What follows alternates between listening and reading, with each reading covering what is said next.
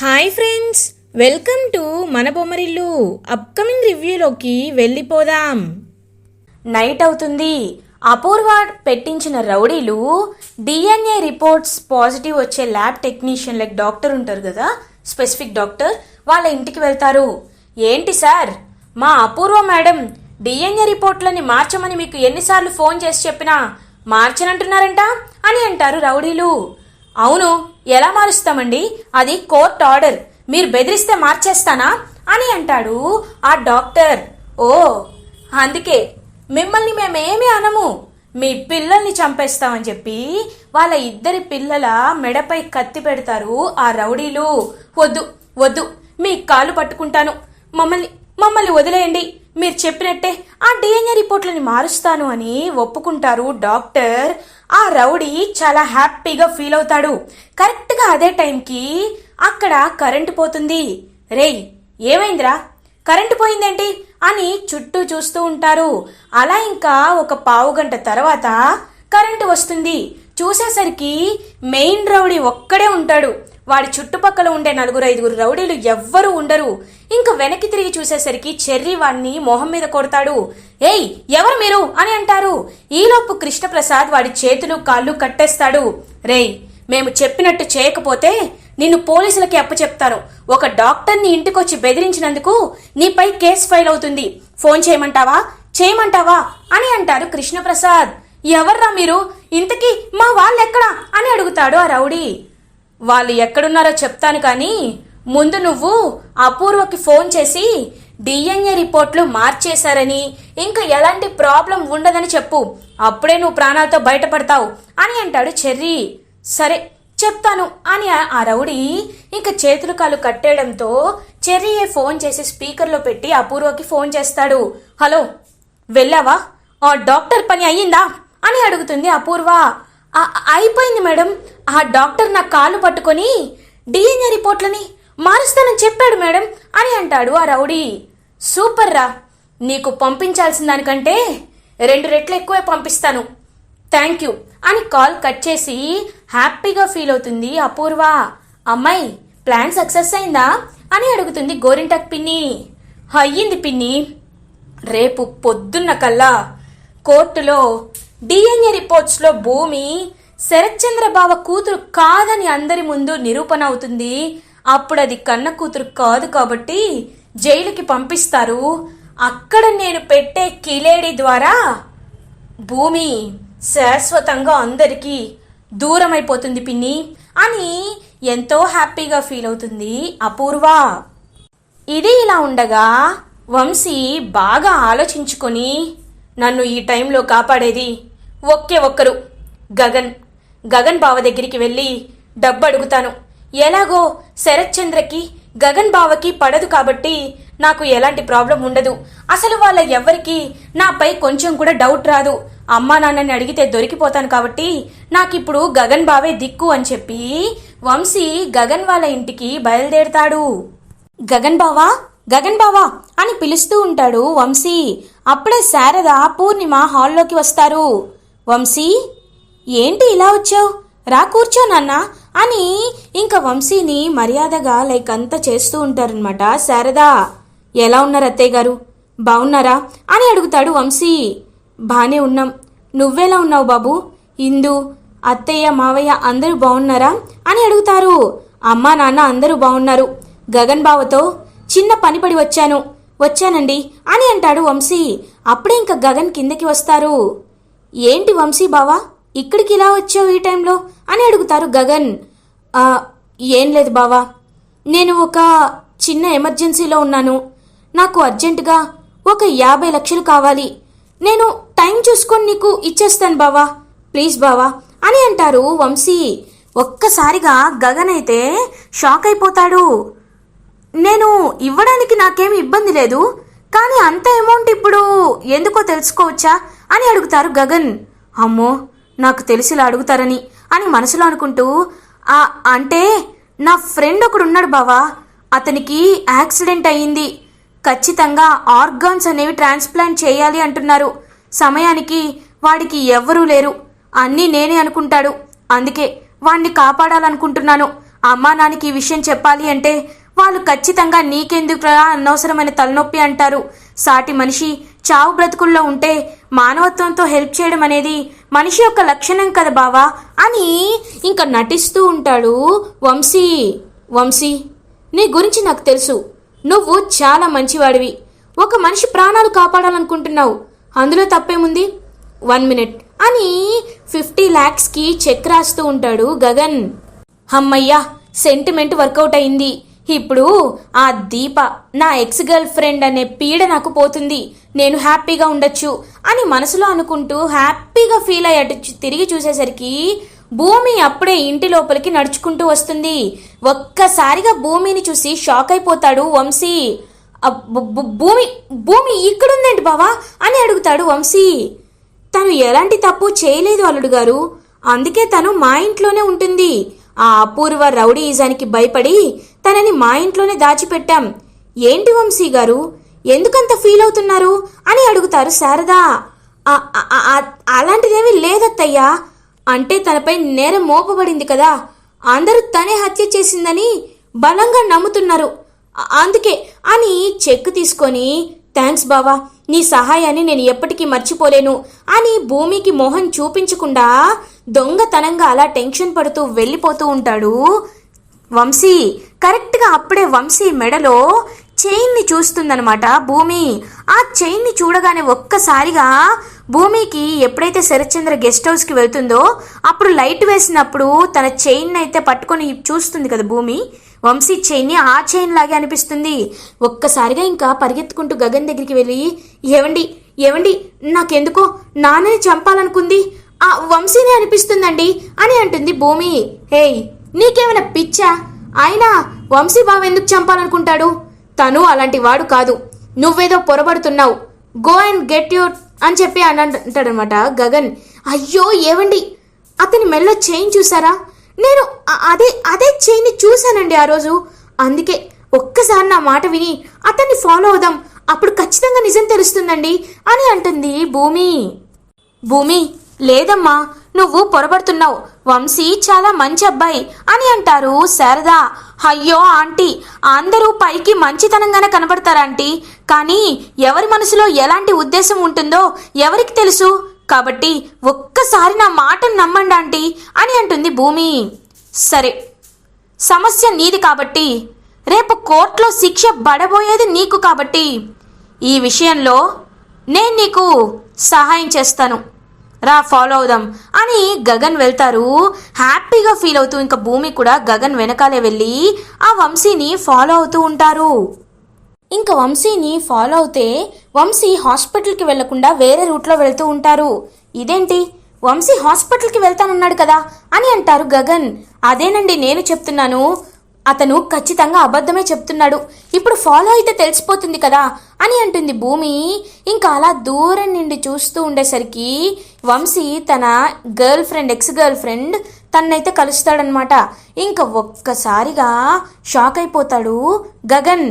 ఇదిగో 50 లక్షల చెక్, చక్కగా వెళ్ళి డ్రా చేసుకో, ఇంకెప్పుడు నా జోలికి రావద్దు, నన్ను ఎప్పుడు వెంటాడద్దు, ఆ మెసేజ్ని కూడా డిలీట్ చేసేసేయ్, ఏది నాకు ఆ వీడియో చూపించు అని అంటాడు వంశీ. అయ్యో వంశీ, ఇంతకాలం నన్ను నమ్మావు, నేను ఏం చెప్పినా నమ్మావు, ఇప్పుడు నన్ను నమ్మడానికి ఎందుకంత బాధపడుతున్నావు? నా దగ్గర వీడియో ఏమీ లేదు, కావాలనే అబద్ధం చెప్పాను, నువ్వు వెళ్ళు, నా దగ్గర ఎలాంటి ప్రూఫ్ లేదు అని అంటుంది ఆ వంశీ వాళ్ళ గర్ల్ ఫ్రెండ్. ఏయ్ ఏంటి, పిచ్చి వాళ్ళ కనిపిస్తున్నానా? మర్యాదగా నీ ఫోన్ ఇస్తావా ఇవ్వవా అని వంశీ తన గొంతు పట్టుకుంటాడు. ఒక్కసారిగా ఇంకా గగన్ వంశీని గట్టిగా వెళ్ళి తోసేస్తాడు. వంశీ గగన్ని చూసి షాక్ అయిపోయి పరుగులు తీయడానికి ప్రయత్నించేసరికి గగన్ పరిగెత్తుకుంటూ వెళ్ళి వంశీని పట్టుకుంటాడు. ఏం చేస్తున్నావు? ఏం చేస్తున్నావు? నేనిచ్చిన చెక్ని నువ్వు తనకెందుకు ఇవ్వాలనుకుంటున్నావు? అసలు మీ మధ్య ఏం జరిగింది చెప్పు అని గట్టిగా అడుగుతాడు గగన్.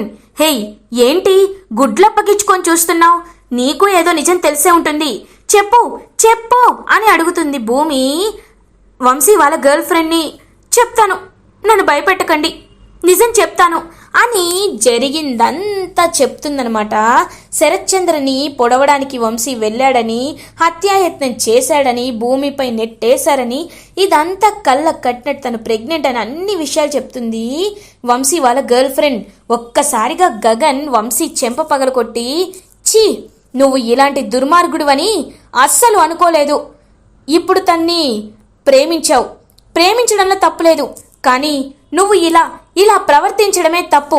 తర్వాత నా చెల్లెల్ని మోసం చేయడం ఇంకా పెద్ద తప్పు. నువ్వు ఎప్పుడు తప్పు చేసినా అది తప్పే అవుతుంది, పెళ్లికి ముందు చేసినా పెళ్లికి తర్వాత చేసినా.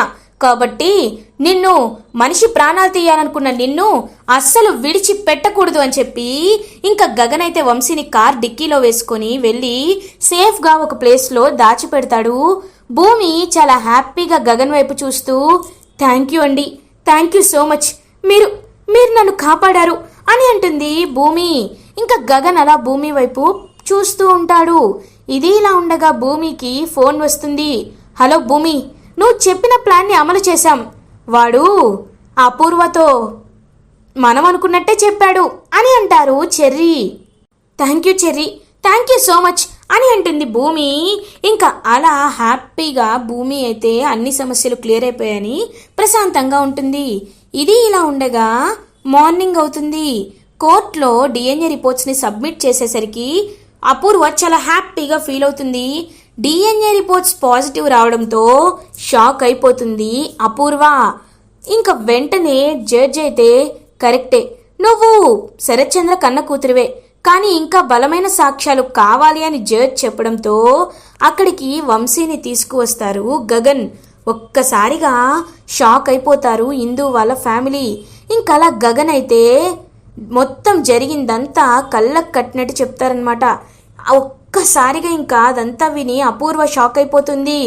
ఒరేయ్, నువ్వా నా బావని పొట్టన పెట్టుకోవాలనుకుంది, నువ్వారా అని చెప్పి వంశీ అటు చెంప ఇటు చెంప పటా పటా కొడుతుంది అపూర్వ. వంశీ నేరస్తుడిగా హత్యాయత్నం చేయడానికి ప్రయత్నించాడు కాబట్టి తనకి జైలు శిక్షను విధిస్తుంది కోర్టు. ఇంకా భూమిని విడుదల చేస్తుంది నిర్దోషిగా.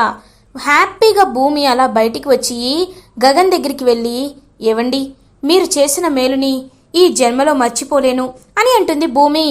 చూడు భూమి, నీకు ఎప్పుడు కష్టం వచ్చినా, నీ కంట్లో ఎప్పుడు కన్నీరు కనబడినా అక్కడ ఈ గగన్ ఉంటాడు అనే విషయాన్ని నువ్వు మర్చిపోవద్దు. ఎందుకంటే నేను ఎంతైనా నిన్ను ప్రాణంగా ప్రేమించాను కాబట్టే నేను ఇలా మాట్లాడుతున్నాను. నీపై ప్రేమ చంపుకోవాలంటే కాస్త టైం పడుతుంది, కానీ నువ్వు మాత్రం కష్టాల్లో ఉంటే నేను చూసి తట్టుకోలేను భూమి అని చెప్పి పాపం వెనక్కి తిరిగి చూడకుండా పాపం చాలా కన్నీళ్లతో కారులో వెళ్ళిపోతాడు గగన్. ఇంకా అలా భూమి పరిగెత్తుకుంటూ శరత్చంద్ర దగ్గరికి వెళ్ళి శరత్చంద్ర చేయి పట్టుకొని, నాన్న, ఇప్పుడు సమాజానికి నేను నీ కూతుర్నని నిరూపితమైంది లేనాన్న అని చెప్పి వెక్కి వెక్కి ఏడుస్తూ ఉంటే ఇంకా అలా కళ్ళు తెరుస్తారనమాట శరత్చంద్ర. ఒక్కసారిగా భూమి చాలా అంటే చాలా హ్యాపీగా ఫీల్ అవుతుంది. ఇంకా అదంతా చూస్తున్న అపూర్వ అయితే షాక్ అయిపోతుంది. గోరింటకు పిన్ని, అమ్మాయి ఎంతైనా కన్న కూతురు కదా, అందుకే ఆ భూమి మాటలు విని అల్లుడు గారు కళ్ళు తెరిచారు. నేను చెప్తూనే ఉన్నాను కదమ్మాయి, భూమి కన్న తండ్రిని చంపాలనుకునేంత నీచమైన క్యారెక్టర్ కాదు. ఆ వంశీగాడే ఇదంతా చేశాడని తెలిస్తేనే నాకు ఒళ్ళు మండిపోతుంది అని అంటుంది గోరింటకు పిన్ని. పిన్ని, ఇప్పుడు ఆలోచించాల్సింది జైల్లో ఉన్న ఆ వంశీగాడి గురించి కాదు పిన్ని, ఈ భూమి గురించి అని చూస్తూ ఉంటుంది కోపంగా భూమి వైపు అపూర్వ. ఇంకా అలా శరత్చంద్ర కళ్ళు తెరిచి భూమిని చూసి చాలా హ్యాపీగా ఫీల్ అవుతారు. ఇంకా అలా జరిగిందంతా శరత్చంద్ర తెలుసుకొని భూమి తన కన్న కూతురని తెలుసుకొని ఎంతో హ్యాపీగా ఫీల్ అయ్యి ఇంకా అలా డిశ్చార్జ్ అయ్యి ఇంటికి వస్తారు శరత్చంద్ర. శోభ, మన కూతురు బ్రతికే ఉంది, నా కళ్ళ ముందే ఉందని నాకు ఎంతో సంతోషంగా ఉంది శోభ. ఇప్పుడు చెప్తున్నాను, భూమి ఎన్ని కష్టాలు పడిందో ఆ కష్టాలన్నీ మరపించేలా భూమిని యువరాణిలా చూసుకుంటాను, ఖచ్చితంగా చూసుకుంటాను శోభ అని ఇంకా అలా శోభాచంద్ర ఫోటో ముందుకి వచ్చి చాలా హ్యాపీగా చెప్తారు శరత్చంద్ర. ఇది ఇలా ఉండగా కొన్ని డేస్ అయితే పాస్ అవుతూ ఉంటాయి. లైక్ 10 days, 15 days, 20 days ఇలా డేస్ పాస్ అవుతూ ఉండేసరికి శరత్ చంద్ర భూమి దగ్గరికి వస్తారు. అమ్మ భూమి, నీతో ఒక ముఖ్యమైన విషయాన్ని మాట్లాడాలనుకుంటున్నానమ్మా అని అంటారు. ఏంటి నాన్న అని అడుగుతుంది. చూడమ్మ భూమి, నువ్వు నా వారసురాలివి కాబట్టి నీకు నేను ఒక మంచి సంబంధం తీసుకొని వచ్చి పెళ్లి చేయాలనుకుంటున్నాను అని అంటారు శరత్ చంద్ర. ఒక్కసారిగా పాపం భూమి షాక్ అయిపోతుంది. నాన్న, నాకు పెళ్ళంటే ఇప్పుడే అని అంటుంది భూమి. చూడమ్మా భూమి, నువ్వేమి బాధపడద్దమ్మా, ఎందుకంటే నీకు యువరాజు లాంటి వాణ్ణి నేను తీసుకువచ్చి నీ పక్కన నించోపెట్టి ఖచ్చితంగా మీ ఇద్దరికి పెళ్లి చేస్తాను. నాన్నగా నేను ఈ మాట ఇస్తున్నాను కదమ్మా, రేపు వచ్చే పెళ్లి కొడుకు ఖచ్చితంగా నీకు నచ్చుతాడు అని ఇంకలా తలపై చేయి వేసి నిమురుతూ అక్కడి నుండి వెళ్ళిపోతారు శరత్ చంద్ర. పాపం భూమి, నా మనసంతా గగన్ గారే ఉన్నారు, ఇప్పుడేమో నాన్న పెళ్లి చూపులు అంటున్నారు, దేవుడా ఏంటి నాకే పరిస్థితి అని శోభాచంద్ర ఫోటో దగ్గరికి వెళ్ళి, అమ్మా గగన్ గారిని మర్చిపోలేను, వేరే వాడిని పెళ్లి చేసుకోలేను, ఈ విషయం నాన్నకి అర్థం కావట్లేదు, నువ్వే ఎలా అయినా నాన్నకి తెలిసేలా చెయ్యమ్మా అని పాపం వెక్కి వెక్కి ఏడుస్తూ ఉంటుంది భూమి. ఇది ఇలా ఉండగా మార్నింగ్ అవుతుంది. భూమికి పెళ్లి చూపులు జరుగుతూ ఉండడంతో అపూర్వ కూడా చాలా హ్యాపీగా హడావిడి చేస్తూ ఉంటుంది. అమ్మాయి, నీకేమైనా స్క్రూ లూజ్ అయిందా? దానికి ఇంత ఘనంగా సెలబ్రేట్ చేస్తుంటే నువ్వేంటి హ్యాపీగా ఉన్నావు అని అడుగుతుంది గోరింటాక్ పిన్ని. అయ్యో పిన్ని, ఏమనుకుంటున్నావు? ఆ భూమి పెళ్లి ఎవరిని చేసుకున్నా ఇంట్లో నుండి వెళ్ళిపోతుంది కదా పిన్ని, మిగతా ఆస్తంతా ఎలా రాపించుకోవాలో నాకు తెలుసు పిన్ని అని చెప్పి ఇంకా హ్యాపీగా హడావిడి చేస్తూ, ఏమ్మా పెళ్లి కూతుర్ని రెడీ చేసేసారా? పెళ్లి కొడుకు వాళ్ళు వచ్చే టైం అయింది, అంతా చేయండి అని చెప్పి హడావిడి చేస్తూ ఉంటుంది అపూర్వ. భూమిని ఇంకలా తన రూమ్లో నుంచి బయటికి తీసుకువస్తారు మీరా, బిందు వీళ్ళందరూ బయటికి తీసుకువస్తారు. ఇంకా భూమి పాపం తల దించుకొని ఉంటుంది. ఇంకలా కూర్చోపెడతారు భూమిని. భూమి, తల ఎత్తి చూడమ్మా అని అంటారు శరత్ చంద్ర. పాపం భూమికి ఏడుపు వస్తూ ఉంటుంది.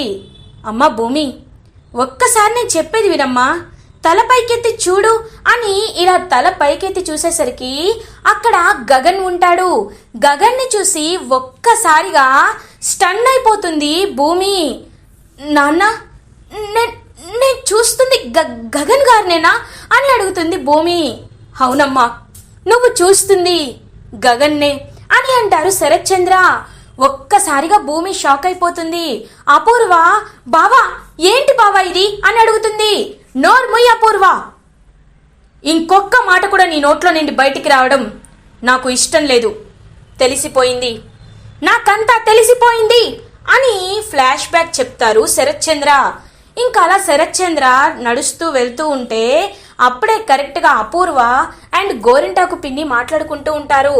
అమ్మాయి, ఆ భూమిని ఎలా అయినా పైకి పంపించాలని ప్రయత్నం చేశావు, కానీ కోర్టులో నీ ప్లాన్లన్నీ బెడిసి కొట్టి భూమి ఇంట్లోనే వచ్చి కూర్చుంది, ఇప్పుడు నువ్వు ఏం చేయగలవు అమ్మాయి అని అంటారు. పిన్ని, నా ప్లానింగ్ గురించి నీకు తెలీదు పిన్ని, 25 సంవత్సరాల క్రితం ఒకప్పుడు ఆ కృష్ణప్రసాద్తోనే ఫ్యాక్టరీని తగలపెట్టించి ఏం చేశానో తెలుసు కదా.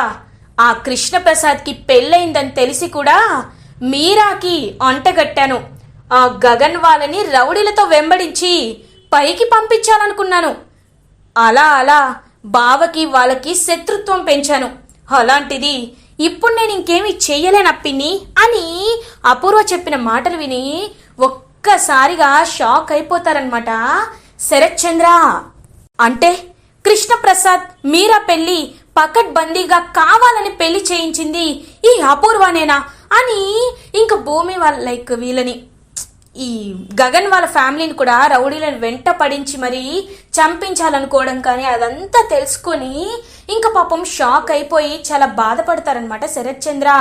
ఆయన ఇంకా అవమానించిన మాటలు, శారదని వేరేగా అన్న మాటలు, గగన్ని అవమానించిన మాటలు అవన్నీ గుర్తు చేసుకుంటూ, నేను తప్పు చేశాను, పాపం చేశాను, ఏమీ తెలియని వారిని నేను చాలా మాటలు అన్నాను అని చెప్పి శరత్ చంద్ర గగన్ వాళ్ళ ఇంటికి వెళ్ళి గగన్ని, శారదని తప్పైంది క్షమించమని అడుగుతారు.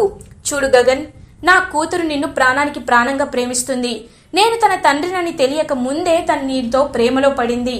కాబట్టి నేను తన తండ్రిగా అడుగుతున్నాను, నా కూతుర్ని నువ్వే పెళ్లి చేసుకోవాలి అని శరత్ చంద్ర అడిగేసరికి ఇంకా శారద కూడా అలా ఒప్పిస్తుంది గగన్ని. ఇంకా అదంతా చూసి హ్యాపీగా ఇంకా భూమి అయితే చాలా హ్యాపీగా ఫీల్ అవుతుంది. అలా ఇంకా గగన్ని భూమిని తీసుకొని దగ్గరికి తీసుకొని, నా కూతురు, నా కాబోయే అల్లుడు, వీళ్ళే నాకు అసలైన వారసులు. కాబట్టి ఓ శుభముహూర్తాన భూమి గగన్లకి పెళ్లి చేస్తాను, అంగరంగ వైభవంగా ఈ ప్రపంచమే మన వైపు చూసేలా పెళ్లి చేస్తాను అని అందరి ముందు చెప్తారు శరత్ చంద్ర. చాలా హ్యాపీగా ఫీల్ అవుతుంది భూమి అండ్ గగన్. ఇలా ఎపిసోడ్ ఎండ్ అవుతుంది. ఫర్దర్ ఎపిసోడ్ రివ్యూస్ ముందుగా మీకు కావాలి అనుకుంటే మా ఛానల్ని సబ్స్క్రైబ్ చేసుకోండి. థ్యాంక్స్.